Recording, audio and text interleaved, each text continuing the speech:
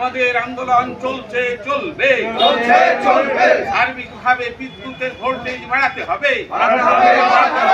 Electric দপ্তরের গাড়িকে ঘিরে বিক্ষোভ এলাকাবাসীর ঘটনা মুর্শিদাবাদ জেলার নবগ্রামের নিমগ্রাম বেলুড়ির।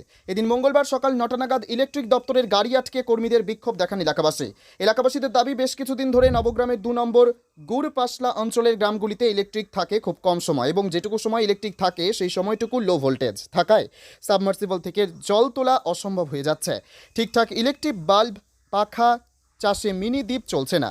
এমনকি মুসলিম সম্প্রদায়ের মানুষের চলছে রোজা, আর রোজা ইফতার করার সময় কারেন্ট পালিয়ে যাচ্ছে। তারা ঠিকভাবে গরমে নামাজ পড়তে পারছেন না, পরে ভাত রান্নার সময় অসুবিধা হচ্ছে।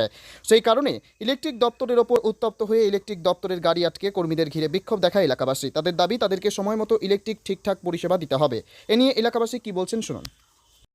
লাগছে, লাইন কেটে দিচ্ছে, মশারি কামড়ায় দিয়ে ছেলেপেলা ঘুমাতে পারে না, আওয়াজ হয় না, বলছে নামাজ আরাম করছে, পানি স্টম দিচ্ছে। লোকে রোজা খুলবে, টাটকা পানি নিতে পানি পায় না, তাহলে মানুষের এই অবস্থা করলে কি করে হবে? আপনার নাম? আব্দুল গাফফার। বাড়ি? বাড়ি এখানে গ্রামে। বেলুড়ি। যে ক্ষোভ এ তো ফেটে পড়েছে, মানে সন্ধ্যা হচ্ছে লাইন সিঙ্গেল করে দিচ্ছে, তারপরে পানীয় জলের কোনো ব্যবস্থা নেই।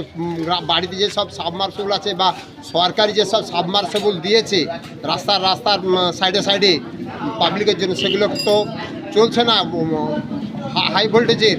এবারে 120, 100 এরকম ভোল্টেজে কেমন করে সাবমার্সেবল চলবে? ফ্যান চলছে না। লোক এলাকাতে হয়তো মুসলিম বেশি, 7টা গ্রামে আমাদের এই এলাকাতে একটা এলাকাতে এবার বিদ্যুতের চাপ বেশি হয়, সেখানে সাগরদী সাপ্লাইটা খুব ভালো আসে। এবং নতুন করে এখন কলসেন্টারে এখান থেকে একটা সাপ্লাই থেকে দিয়েছে, সেটাতে আমাদের বিদ্যুতের যে ঘাটতি, তাতে গ্রামে মারামারি, পানীয় জল পেচ্ছে না, এই জন্য বিক্ষোভ করছে। আপনার নাম? আমার নাম মবিন হোসেন, বাড়ি বেলুড়ি।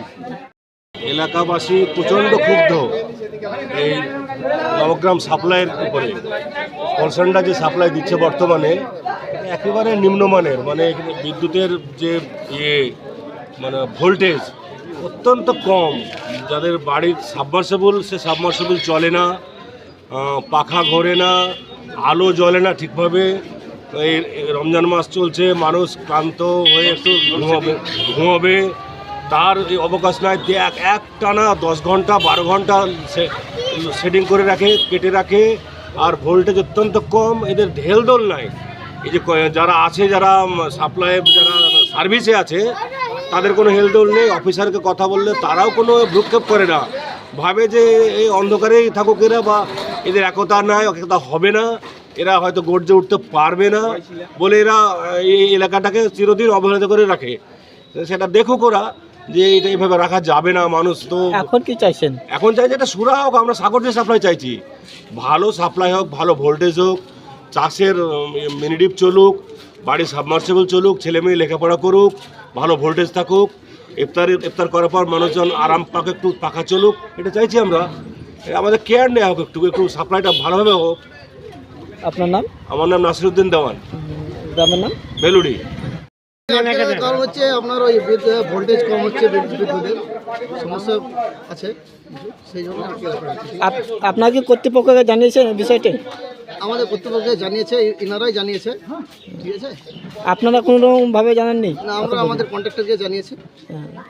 কি বলছেন তারা? বলছে সাহেবদের সাথে কথা বলছি, আশ্বাস দিচ্ছেন তো? আপনার নাম? আমার নাম হচ্ছে সাগর মণ্ডল। কি গ্রুপে কাজ করছেন? আমি স্কিল লেবার।